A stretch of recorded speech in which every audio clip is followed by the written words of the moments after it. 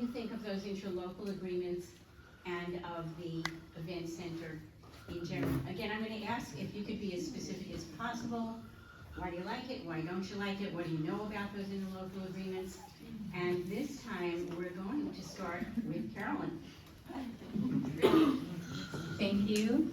So I'm a fan of the interlocal agreements that the port and the city have developed together. We're at a really good point in our town history right now where the port and the city are getting along great. And it's a very fruitful relationship as we pursue our common interests. So a lot of progress has been made on that with a lot of care over the past 2 years to develop these that would benefit both the port and the city, but mainly our community, because this is a need that we have demonstrated that we have. 12, usually, I'm not sure actually, I don't know the exact number, but the nonprofits that have benefits, that had benefits at the transit shed, in 1 year, those would ordinarily generate $3 million that goes back into our community, direct investments in our community, in the arts, in scholarships, in betterment of the community. So it is actually, it's not direct revenue like the port makes. Ooh, okay, I gotta be quicker here. So what I like about the ILAs is also that the way they've been crafted, both the city and the port have exit ramps along the way. So if it's too expensive, for example, if it's any more than $8 million, I think we're gonna walk away. It's just too much. And ideally, we'll get it down to $7 million. So the design and everything is being worked on with the community as well. Community input from stakeholders that use the transit shed, that host those events. And also 12 days a year will be set aside for our nonprofits at no cost. So the money will come from other events and the space will be, anyway, I don't need to keep talking about the space, but I like the off-ramps and I like the ability to walk away, no harm, no foul. And also it gives us a great path to continue forward together to create this event center that will only be done by public organizations like the city and the port.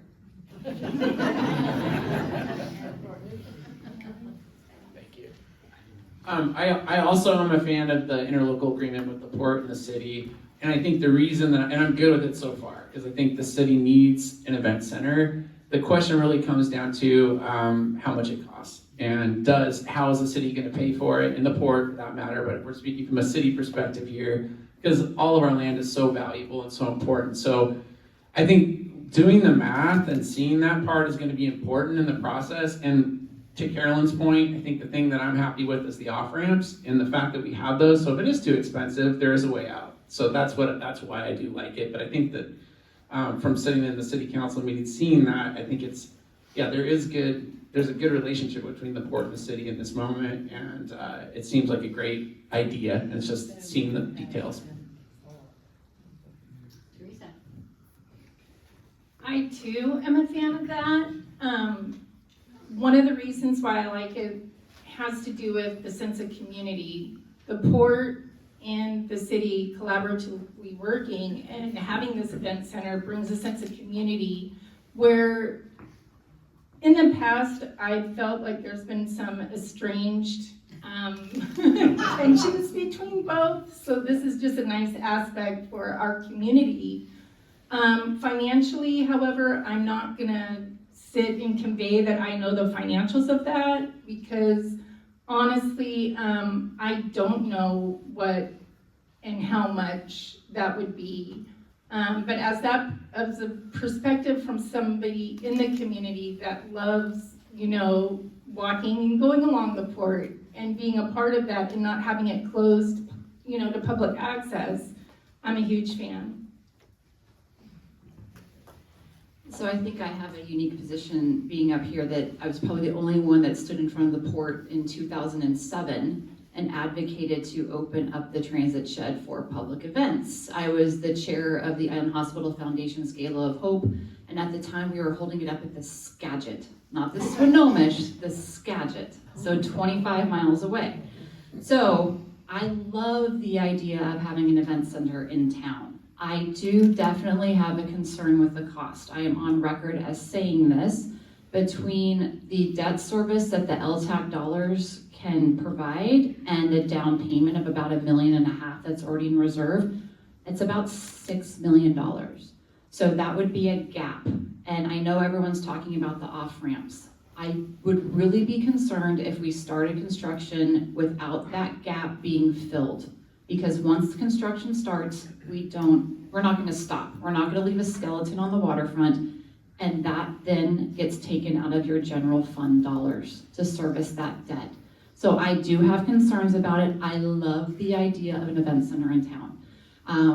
If we could get Fidalgo Landing moving, there is an event center in that project.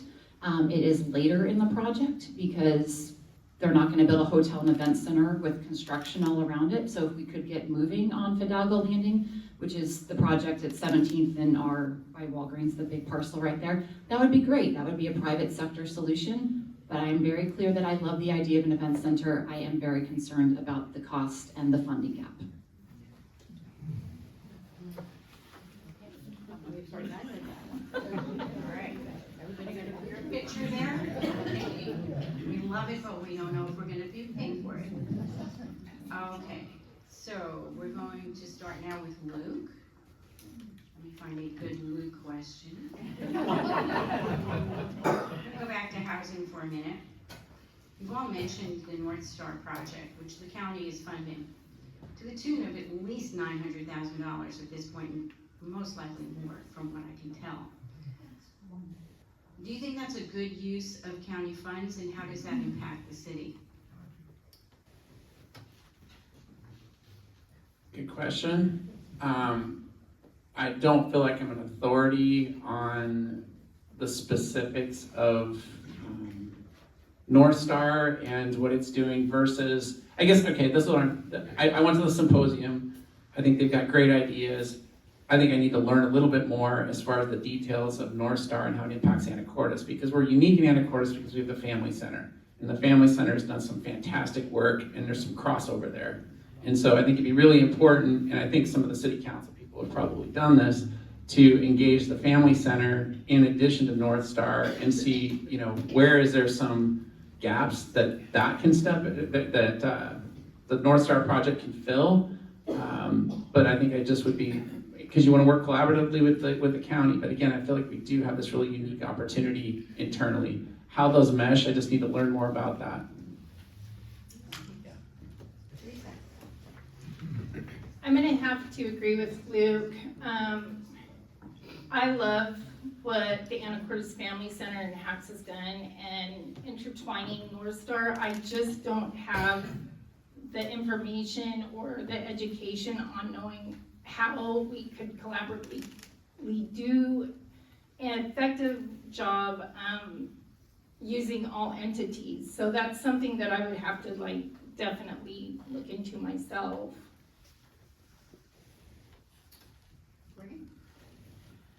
So with North Star, I'm a big fan of any time you get groups together and they're talking so that you don't duplicate services and you do try to figure out what the gaps are. I do like that about North Star. I believe North Star will be coming to the city of Anacortes with a request for funding. I don't know what that number is yet. I don't know that they've said a number yet. That funding will be coming from the opioid settlement funds. The Anacortes Police Department just came forward a couple weeks ago with another request for the opioid settlement funds to possibly go in with the city of Oak Harbor on a new training facility. So there goes the balance again. Do we fund North Star? Do we fund the police department? I would go more with funding of our police department and their training. We do have an amazing resource in town with the Anacortes Family Center that does incredible work, and their success rate is undeniable. I feel like the state of Washington should just come and do a case study of the Anacortes Family Center, and we could solve so many problems. But that is my opinion in terms of funding of North Star when it comes to the city of Anacortes. So a really cool thing that we did as a city is we are the only city in the county that when the when the housing tax increase became available, we did it first. And that's the 0.1% sales tax increase that we didn't choose to do as a council. We chose to put it to the voters. And it was supported by a very large margin. And one of the reasons that that succeeded so well is because we said, this is where we're gonna spend the money. We are gonna give half of it to the Anacortes Housing Authority, and we are gonna give half of it to the Anacortes Family Center. And we give that money to them every single year. And I can't remember the number, but it's a lot. And we are, every month it's tens of thousands of dollars that we're giving to each of those organizations. And what we said as a city is we are going to build the landing at Anacortes Family Center. We are going to build, I always want to call it Plum Tree Village. It's a different, no, it's a different, it's the townhouses that the Housing Authority built. It's something Tree Village, sorry, I forgot. And the Olson Building, which we are waiting for, but the Housing Authority did just receive a $1 million grant from the county to move forward with that project, so it's gonna be fantastic. So that's a long way of saying, we decided not to give our money to the county from our housing sales tax. The county, the other cities did, they acted a little bit more slowly, and they didn't do it with the vote of the people, which is fine, they got it done. But we decided we're keeping that money for our projects. Coming up, they do a lot of great things. They were instrumental in creating Martha's Place in Mount Vernon, which is a place where some of our formerly houseless people have gone to live that didn't have an opportunity to live in the Family Center or the Housing Authority. So they're doing good things for the entire county. But as far as money, the opioid money that they're going to be coming for, that is going to be a community conversation that's really important. What is the most important to us? I don't answer that question on my own. I answer it with the help of you and my fellow council members. Do we want it to go to prevention? Do we want to go to, oh, okay, but you know what I mean.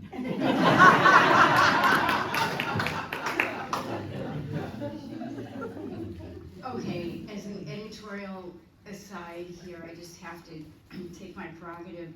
As a longtime board member of the Anacortes Family Center, I want to thank the City Council for the great work we've accomplished together. I ran the campaign to run that 10% sales tax. Thank you to the voters.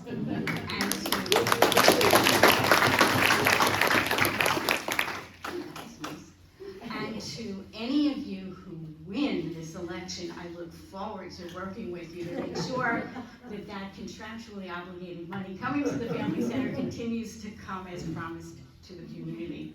We've had some conversations about that because there are always other good uses for the money, but it's ours. Pursuing that, so the next question goes first to Teresa. All of you have made comments that reflect the difficulty in figuring out how to balance how you spend your money, where to spend your money. So I would like to ask each of you specifically what thoughts you have. Where would you cut the budget? How would you raise new revenues? What ideas do you have to bring should you win this race? Oh my gosh, that would be on a county and state level, contingent on what budget cuts we will be impacted by. It's hard to say. I went to the county commissioners meeting today for the seniors, and some of the budget cuts that they're looking at and what that would do to Anacortes. I'm looking at, budget cuts from DSHS and food. I'm looking at housing costs.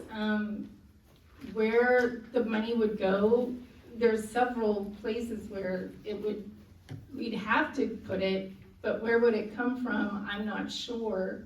I wish I could answer that a little better, but however, I don't feel like I want to misrepresent anything and convey that I know more than what I do, because I don't. I'm coming into this position willing to learn, and I want to see how budgets work, so. Okay, so, thanks for asking us how would we cut a budget? Jeez. Should I raise revenue? That's what I was gonna say, it's like, I would rather raise revenues than cut the budget. So our main drivers of revenue in Anacortes, sales tax, property tax, utility tax. I don't know anyone here that's gonna vote for me if I say, let's raise your property taxes. Oh, okay, well, there you go.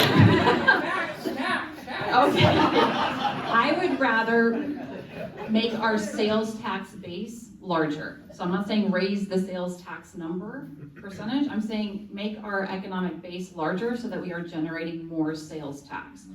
How do we do that? Great question. There's a lot I think that we can do from an economic development perspective here in Anacortes.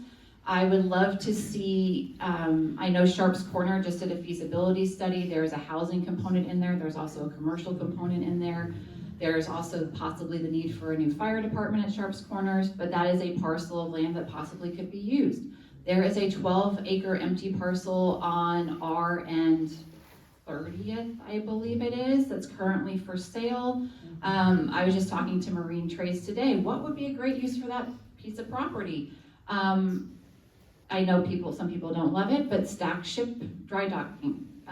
The Twin Bridges Marina is completely full. And they're just apparently about to build a second building that already is full because they have a wait list. So can we drive some economic development into our town? That would be great. Obviously, we have retail concerns as a country. The consumer is strapped right now, but how can we still drive a good retail economic environment in Anacortes? I think tourism is another great trade for us. This is an amazing town, especially, I call it ecotourism maybe adventure tourism might be a better word for it. Driving more of that here. I think this is a great place for people to start their adventures, not just end them when they drive through to go to the ferry, and my time's over. Okay, yes, this is a question that we talk about all the time in the finance committee and at council. I agree with Courtney that we need to expand our sales tax revenue.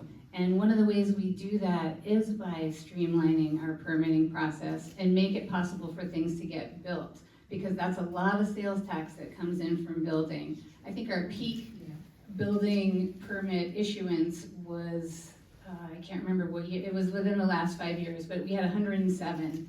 And I think last year we had 36.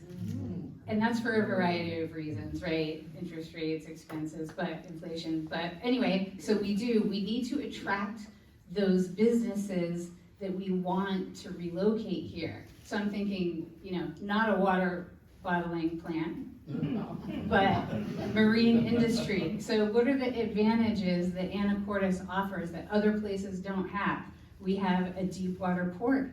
We have lots of coastline. We have recreational boaters that have boats that need to be, we have boats that need to be fixed. That brings a lot of business to our town. So what are the other marine related industries that we can encourage to locate here? And let's make it easier to get shoreline permits also. We need staff to be a resource for businesses that want to relocate here. We want them to be a resource that businesses can go to. And also, oh, darn it. Okay, I'm not alone. I just totally lost my train of thought. Okay, so we already are, during COVID, we did hiring freeze. And we didn't end up having to lay off a single person. So we could do something like that again. We really do not want to do layoffs. It costs the city a lot of money to lay off people. So as a council, we were committed then, and I have a feeling we haven't talked about it openly. We're pretty committed now, TJ Fantini, to not laying anyone off, right? It costs a ton of money, so, thank you.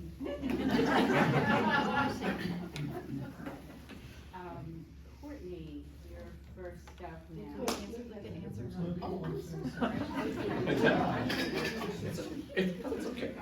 No, I do think that, with sales tax needs to grow, talking about that, that's the biggest contributor to the general fund. And how do you do that?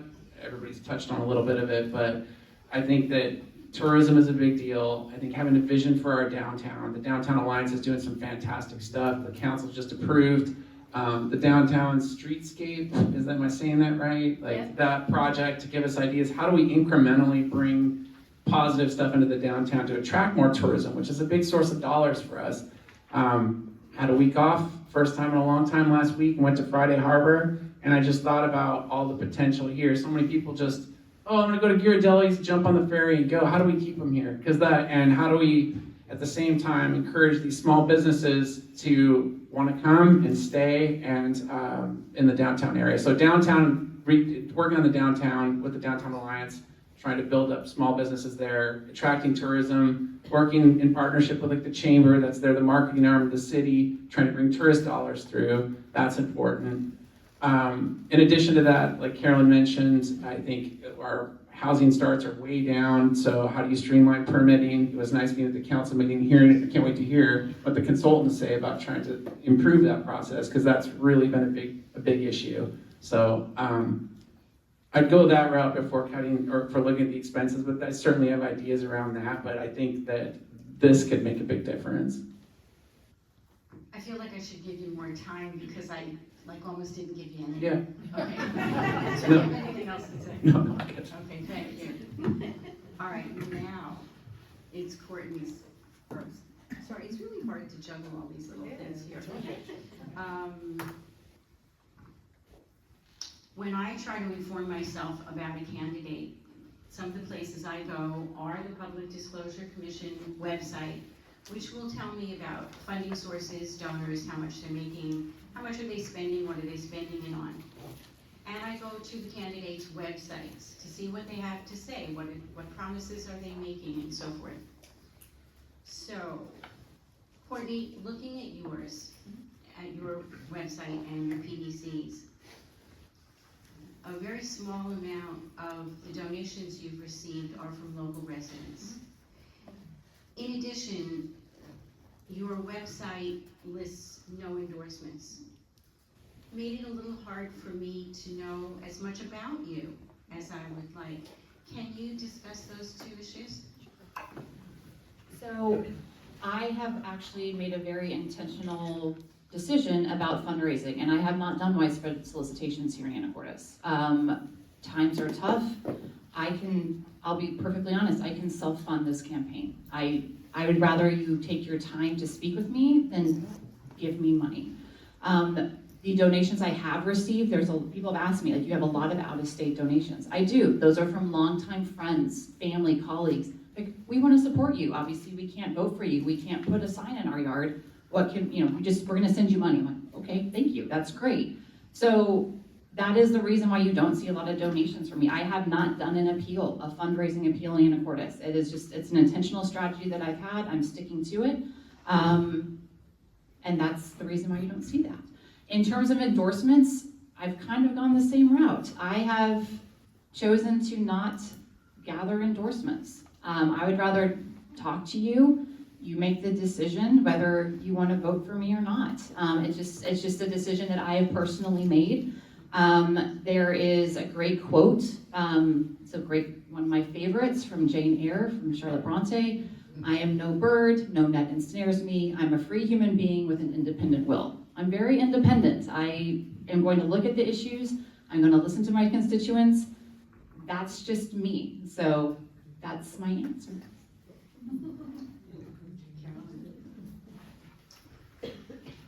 Carolyn, you've been on the council, I believe, since 2019.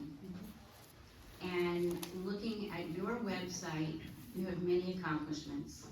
And on behalf of the city, I'll say thank you. But two issues which have come up repeatedly over the years that I hear from constituents are difficulties in communication with the city, and specifically difficulties with the planning department and permitting. Why haven't you fixed them yet?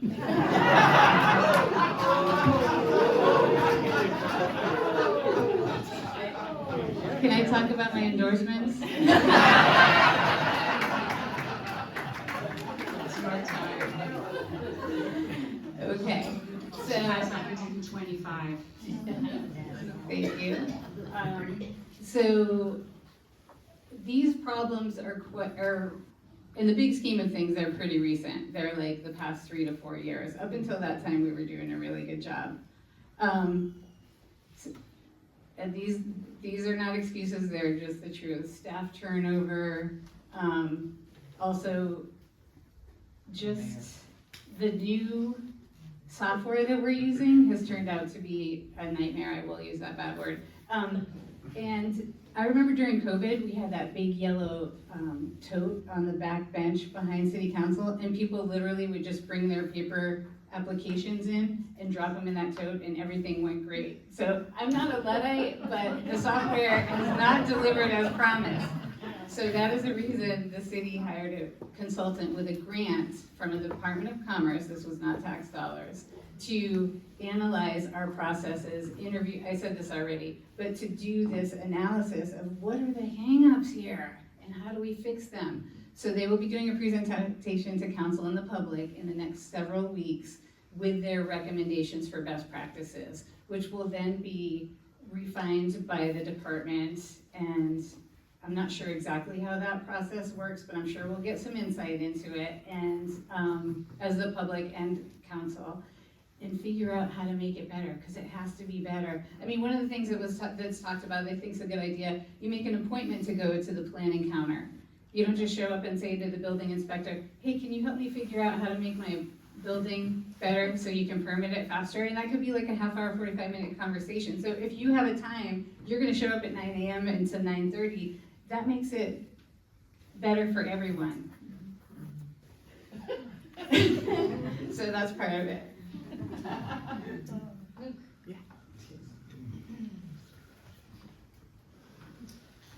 Luke, on your website, you list as your top priority public safety. And in fact, housing is not listed as one of your top priorities, housing affordability. However, other good things are. The city of Anacortes recently passed a levy lift to fund additional police and firefighters. The emphasis that I read on your website and that I hear from you tonight is about public safety. Is Anacortes not a safe town? Jeez, Shay. From a public safety, I guess it's the definition, right? Public safety to me encompasses multiple things. And like I said earlier, I wasn't trying to be evasive. I think affordable housing is a public safety issue. And I had a long conversation about that with Bonnie Bowers, who's endorsing me as well, former police chief. And she was talking about, she's like, housing is a critical component in that. And that made sense to me. So I do mention housing in there, but not explicitly, it is on there. I think public safety, the things I think about, I think of mental health. I think getting the proper training to the fire departments. So when I sat down and I did get the union endorsement, and the city has done a lot to help support, again, let the levy lid lift, which I supported, was hugely supported by the community. So getting that set, we're almost at full staffing for being at the council meeting this week, which is positive. Some of the things I'm still concerned about is getting proper mental health support training. Some of that stuff is happening through family center and outreach and collaboration, but I think that a lot of times our firefighters and paramedics are the first to respond when there's mental health issues. And they need more training, they need more support. The other thing that I think is really critical is disaster preparedness. If there's a fire in the forest lands, if there's some sort of tsunami, I know that the Fidalgo Democrats just had a session about that, and what do we do in the event of that? And that's all stuff that falls under public safety. At a base level, I think that's a critical building block. And so that's why I put that on there as a priority. It's certainly not the only thing. And hopefully, oh gosh, okay, I'm all right. Thank you. I think you've Yeah, thank you, clarified Shay. for me anyway that public safety means a lot of different things to you. Yes. And I think that's a great clarification. Thank you. Teresa. Yes, ma'am. I'm sorry, I don't mean anything personal. We're just trying to understand.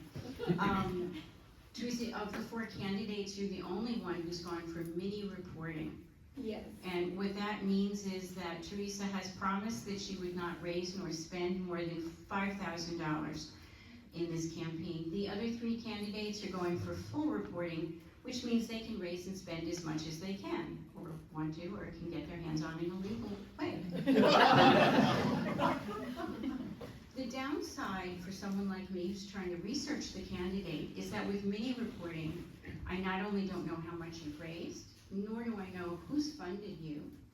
And I got the feeling, looking at your website, that you listed a couple of organizations, but no individuals.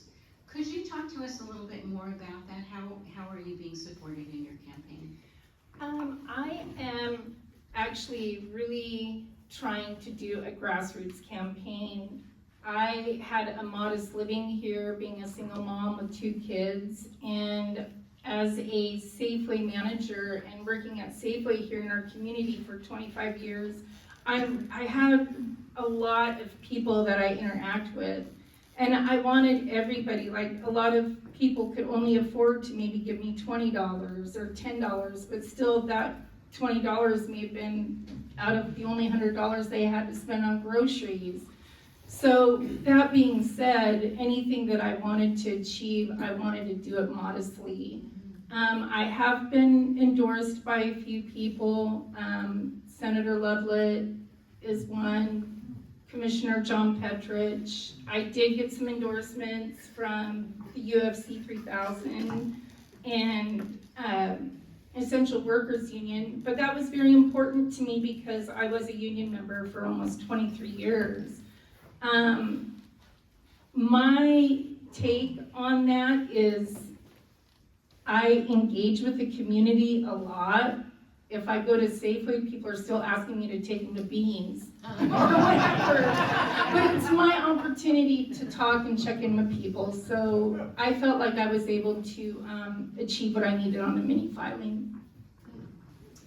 Thank you.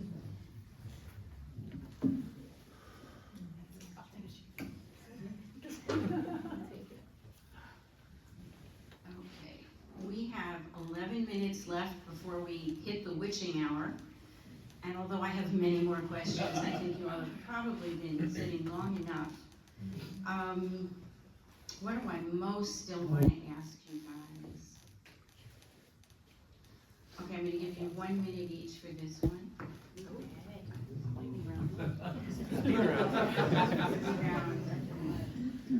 What about the sign? How do you feel about paying prevailing wage? And we're starting with Carol. We're starting with me. I think it's really important, and the city does that, and I'm very glad. It's also the law. Forget it, the rest of you now know the answer. Okay,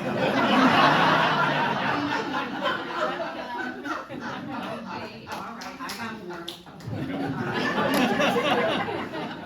Okay, my last question, and then we're gonna give each of you 2 minutes for any closing comments that you may have. But I want to add two quickies here, comments. For anyone who isn't sure, in November, on the general election ballot, you will all be able to vote for both city council races and for the hospital commissioner race. This is different than what you may have seen during the primary election, when you may not have had a ballot, in fact. So just know that you all should be getting a ballot and you'll be expected. Okay. The second thing, to put a finer point on the earlier question about how are you going to deal with the budget shortfall, raise revenues, cut programs, whatever. The city's been operating at a loss for at least the past 2 years, I believe, dipping into reserves, and that's just not sustainable. So whoever does win in these competitions, in my opinion, this is something that the citizens really need to work with you about. Okay, I'm using up valuable time. The last question, and who gets to start? That'll be Carol. I'll take it. Even though it's 2 in a row for me starting. Okay. Yeah, but that was, it's fine, yeah. No, I'll take and it. then we'll let Luke start. I want to. You want to? What do you want to ask your opponent? What do I want to ask my What do you want to ask your opponent? I thought it was Luke's turn. Yeah.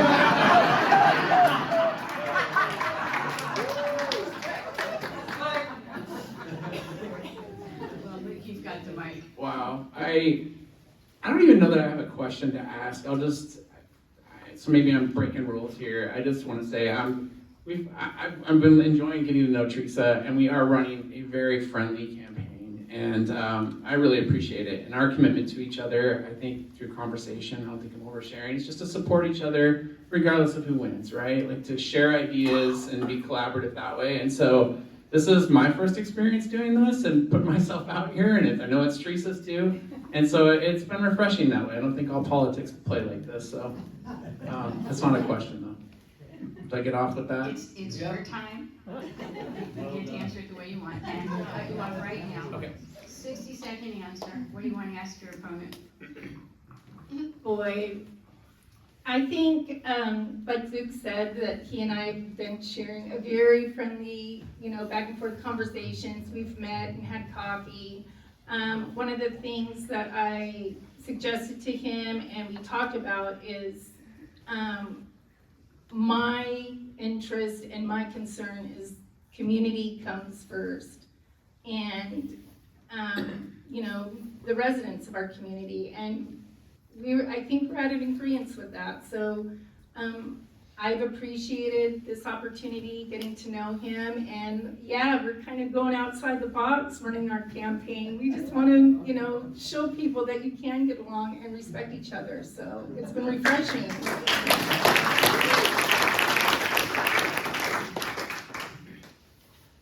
Well, first, I'd like to say, and I don't want this to sound braggadocious from my perspective, but I love the fact that I think we have two races where you have two good choices for each race.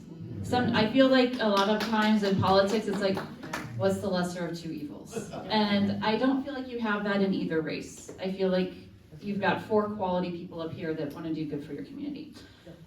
One question for Carolyn. What would be your position on term limits for council members? That's actually easy. I am fine with, it depends on how long they were. I think 3 terms is great if the community, if the city still thinks that that person is doing a really good job, has listened to them, represented them well, and helped craft good policy for the good of our community. And once that person who has learned a lot and has a lot of experience on different committees like this Gadget Marine Resources Committee, among others, the Community Action Board, and who's done so much to bring, who has done so much and is poised to do so much more, then that person definitely deserves a 3rd term.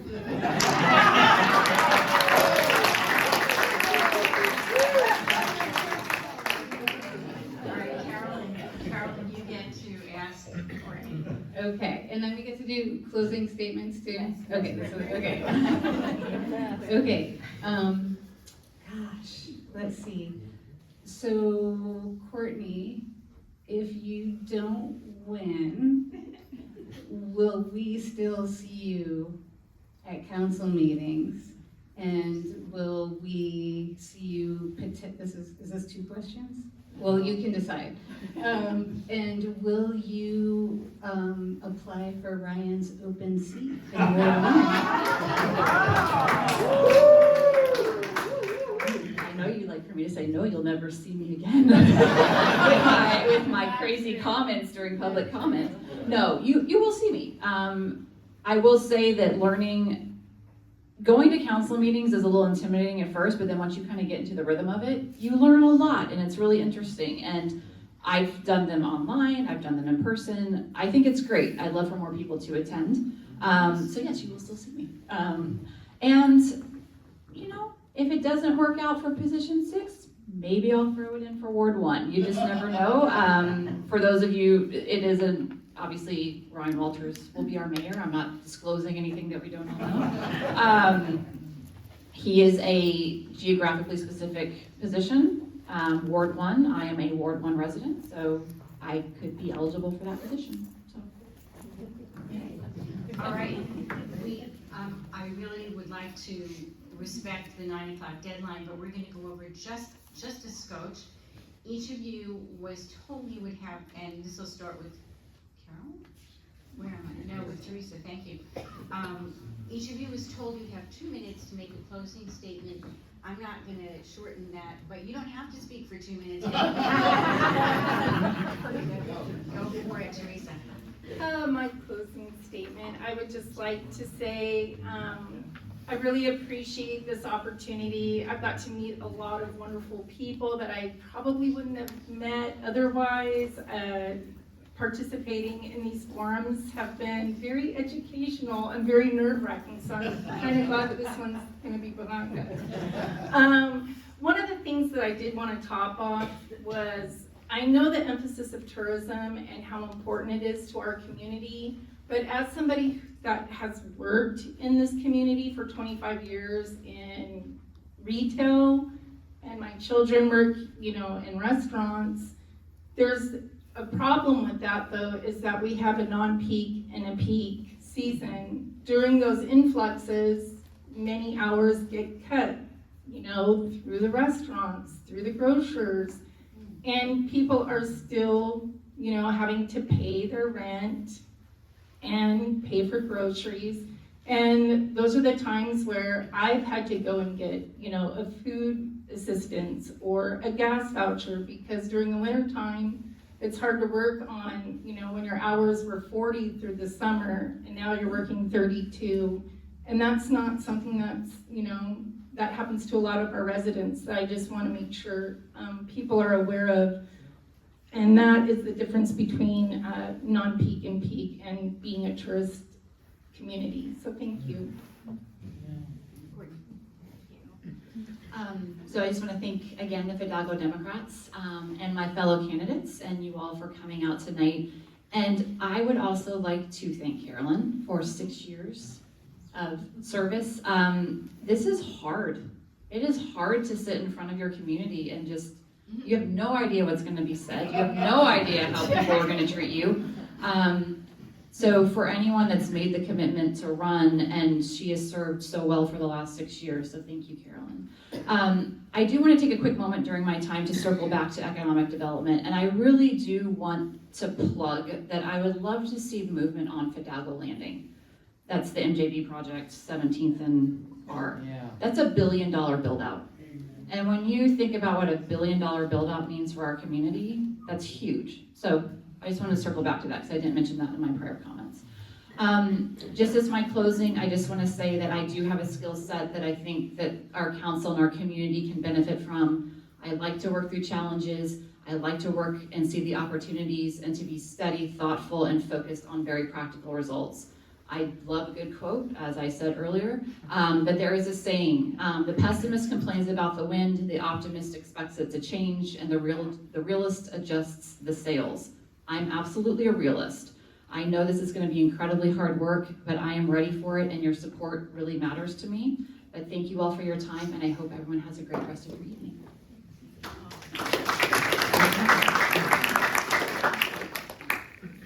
So it's been great having this experience. Thanks everyone for being here. And it's really great to be connected this way. And that's one of my favorite parts of being a council member. I've always been about connection and relationships.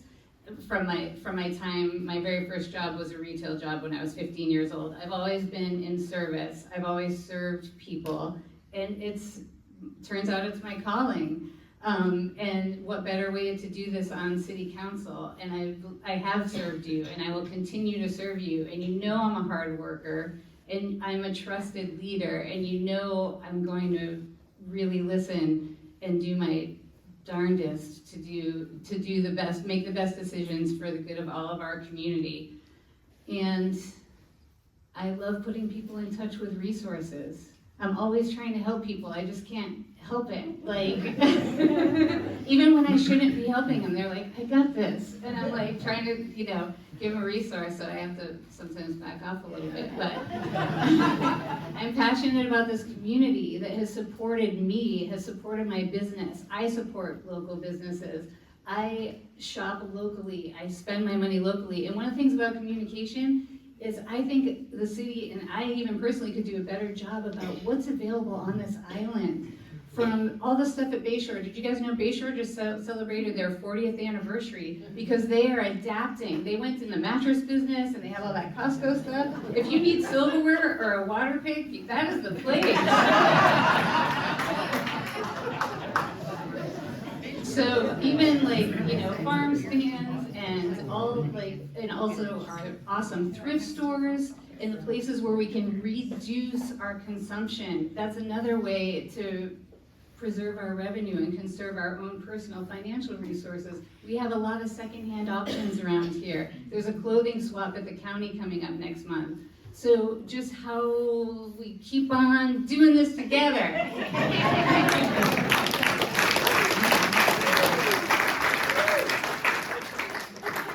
Wow, Carolyn, that's a tough act to follow there. Thank you. And again, thank you everyone for coming out here and supporting us newbies and one not newbie. I'm running for city council again because I believe Anacortes is at a crossroads. We talked about this a little bit, but we can either let growth happen to us or we can shape it thoughtfully in a way that preserves our small town character while ensuring our community thrives. I bring the right blend, I think I bring the right blend of experience and vision to help guide that future. With experience as a CEO and a small business owner in Anacortes, downtown small business owner, a planning commissioner who spent the last year and a half working on this comprehensive plan that I please urge you all to look at and contribute feedback to.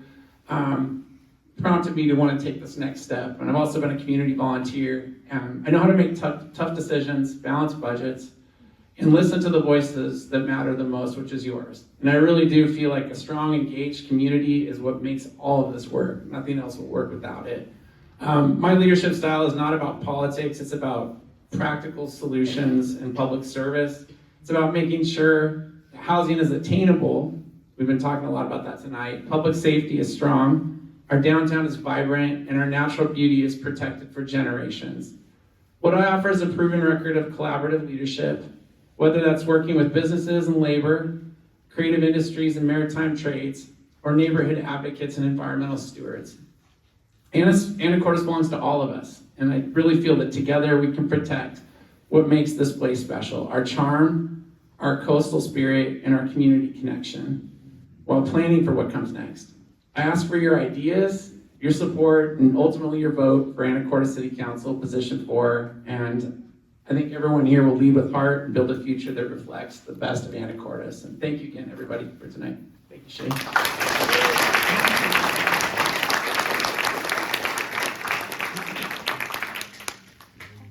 If you like this, come back September 30th. We're having another forum on the port races and maybe on the pool. We're not sure about that yet. Thank you all for being here, for being such a considerate audience. Be sure and share what you've learned. Please make use of the resources on your own. Talk to the candidates, make sure you know who you're voting for. And finally, to the four of you, the city of Anacortes is very lucky because no matter who wins, we're gonna have great leadership. Thank you for being here and putting up with my questions. I hope you have a great night. Barbara, is there anything else, or can I tell folks we're done? Just help lift away the chairs. Right. Thank you very much.